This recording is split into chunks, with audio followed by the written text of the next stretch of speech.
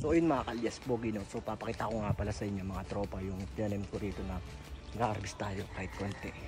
So nabili namin to sa may Tiangge dun sa San Antonio ni Airpat, sa bayan ng San Antonio.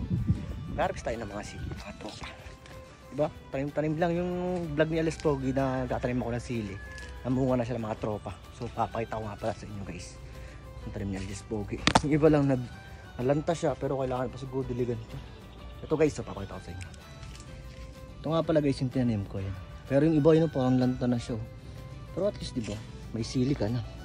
Bali nga pala nabili namin ni Airpat dyan guys, 5 pesos lang. 5 pesos lang bili namin dyan. Tingnan, namumunga na siya mga tropo. Magkano rin ang sili sa bayan diba? Napakinabangan pa siya, 5 pesos lang yung mga tropa. Pang harvest na ni Alias Pogi ito.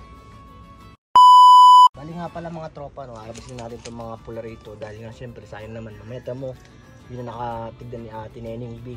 Nagdadry na yung mga sili ron. So harvest na Alias Pogi yan, diba? Kaysa masayang, harvest na natin ito guys. Bagay na bagay ito sa mga sasawa. Tapos pinilaw na dinis. Sarap yan, ano? Ito, ubus na po. Ito na-dry na siya. Pagpunla lang yung siguro yun. Para panibagong sili. Meron pa rito guys, green kaso hindi pa siya pwedeng i-harvest. Meron pa tayo mga harvest dun mga siling green. Yun nyo guys, nakakuha na ako ng 6 na piraso to, meron pa akong isa ron. Yun guys, 5 pesos lang nabili namin ng sili ron sa bayan ng San Antonio. Tapos taninim ko. So ito na siya, diba?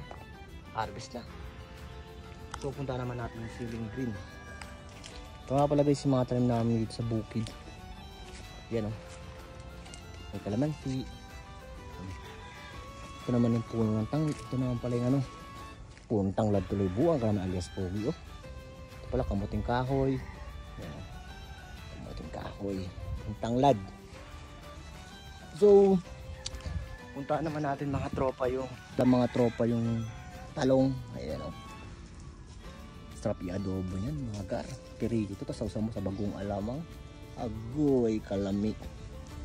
So ito nga pala guys ito pa yung siling labuyo yung tinanim ni Alias Pogi. Ito nyo, ay sili na siya. Mga bulaklak pa yan yan. Tapos dito nga pala yung siling green. Ayan, siling green natin ni Alias Pogi. Pang harvest na agad, diba? 5 pesos lang nabili namin yan mga tropa. Harvest na agad yan tingnan to guys yan pwede nito pang harvest start to dynamite, diba? Harvest na yan mga tropa. Bro, talagang sarap sa pakiramdam na magtatanim ka tapos yung tipong i-harvest mo na siya. Kaya kami dito sa bukid mga tropa, pag naluluto kami ng gulay at talagang inuubos namin dahil nga sobrang ang hirap talaga magtanim. Lalo yung pag nagluto ka tapos yung gulay na niluto mo hindi mo inubos po, parang sobrang nakakapanghinayang. Kaya parang feeling ko sobrang naaawa rin ako sa mga magsasaka natin dito sa Pilipinas, yung tipong binabarat yung paninda nila.